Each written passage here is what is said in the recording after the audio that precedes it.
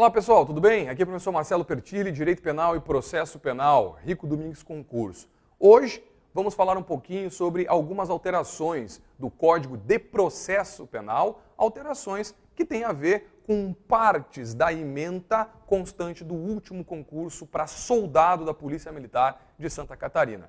Lembra que a ementa do último concurso é uma ementa pequena, ela não é grande, tá bem? É uma ementa bem sucinta. Mas, dentro disso, também tivemos alterações ano passado.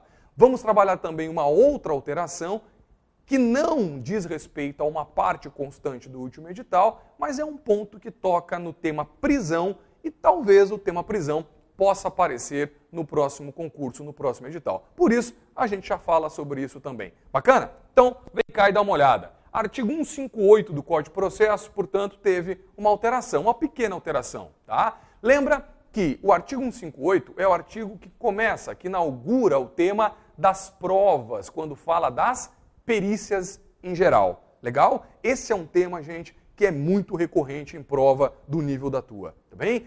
Tem que dar uma olhada com carinho nos artigos que estão ali dentro do tema provas. Teoria geral da prova, quando ali no artigo 155, 156, 157, e depois as provas em espécie, que, como eu disse a vocês, esse tema das provas em espécie é inaugurado com as perícias, a prova pericial. Bacana? Então, dá uma olhada aqui no artigo 158, um dos artigos mais clássicos da prova pericial. Olha só, quando a infração deixar vestígios, será indispensável o exame de corpo de delito. Bom, exame de corpo de delito é o exame que incide sobre objetos, ok? Em relação aos quais a conduta criminosa incidiu.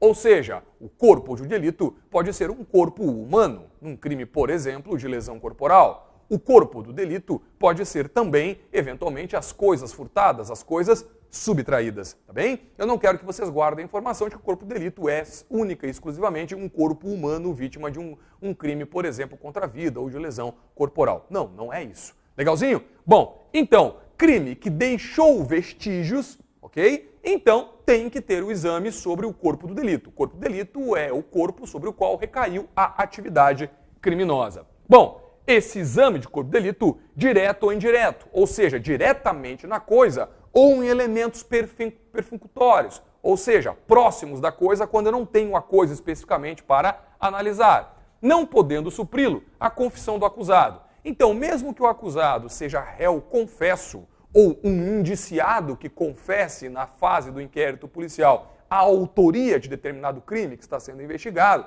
veja, o delegado de polícia e mais tarde o juiz, o Ministério Público, ou seja, as pessoas envolvidas na persecução penal, não podem dispensar a necessidade do corpo de delito, ainda que a pessoa seja confessa. Bacana isso? Agora, só cuidado com uma coisa que costuma dar confusão. Se eventualmente o corpo do delito não existe, mas se não é possível fazer exame sobre o corpo do delito, bom, aí, veja, o que não há remédio, né? O que não tem remédio, remediado está. De modo, então, que nessa hipótese, a prova testemunhal pode sim suprir a necessidade ou suprir a falta, né, do corpo de delito. Bacana? Eu costumo dar um exemplo, uma pessoa que é jogada de uma ponte, né, num crime de homicídio. Veja, o corpo cai num rio, a correnteza é forte, o rio é profundo, enfim, não se acha mais o corpo. Mas alguém viu, há uma testemunha de viso, há uma testemunha visual do crime. Então, veja, a prova colhida no depoimento testemunhal dessa pessoa poderá sim suprir o exame de corpo de delito, porque não é possível fazer o exame de corpo de delito. Bacana? Mas havendo o corpo de delito para ser periciado, há necessidade, nos termos do 158, de se realizar a perícia.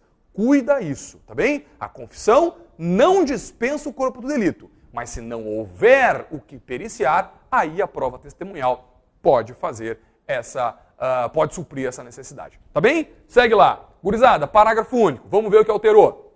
Dá-se a prioridade à realização do exame de corpo de delito quando se tratar de crime que envolva 1. Violência doméstica e familiar contra a mulher. Viram lá? Então, violência doméstica e familiar contra a mulher. Lembra que violência doméstica e familiar contra a mulher é um tema tratado pela Lei 11.340, que é a famosa Lei Maria da Penha. Bacana? Então, há a inserção disso aqui também. E já vamos trazer o 2 aqui, né, que embora não seja uma alteração específica, vai lá. Violência contra criança, adolescente, idoso ou pessoa com deficiência. Legalzinho? Então, cuidado com essas alterações no artigo 158. Como eu disse a vocês, um artigo importante costuma aparecer em prova. Tá bem? Depois, como eu estava dizendo, um tema que sofreu alteração, que não estava no teu último edital, mas eu acho um tema muito importante, que é o tema prisão, tá? Que é o tema prisão. Então, bora lá dar uma olhada no tema prisão. O artigo 318A diz assim, ó, a prisão preventiva imposta à mulher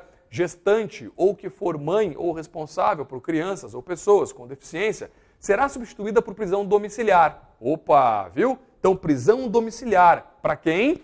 Para as mulheres gestantes ou que forem mães responsáveis por crianças ou pessoas com deficiência, tá? Vamos lá. Quando? Não tenha cometido crime com violência ou grave ameaça. Então, crime sem violência ou grave ameaça, como por exemplo um furto, um estelionato, é possível que essa prisão preventiva seja então cumprida dentro do seu domicílio.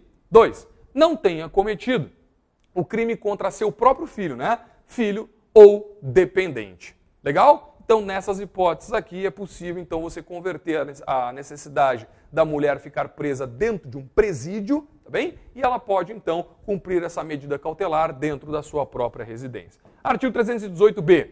A substituição de que trata o 318 e 318A, que é justamente a prisão dentro do presídio para domiciliar, poderá ser efetuada sem prejuízo de aplicação concomitante das medidas alternativas previstas no 319. Ou seja, eu posso colocar prisão domiciliar, pedir que ela entregue o passaporte, vedá-la de sair de casa, viajar, deixar o domicílio, pôr uma tornozeleira eletrônica. Ou seja, o 319 é um artigo que traz um rol de medidas alternativas à prisão. Dentre elas, aí, a mais famosa, né, a multa, e também a outra muito famosa, que é a tornozeleira eletrônica. Então, o juiz pode dar a prisão domiciliar, autorizar a conversão da prisão preventiva em prisão domiciliar e ainda pode, conforme diz o 318b, dar outras medidas cautelares diversas da prisão que estejam lá no 319.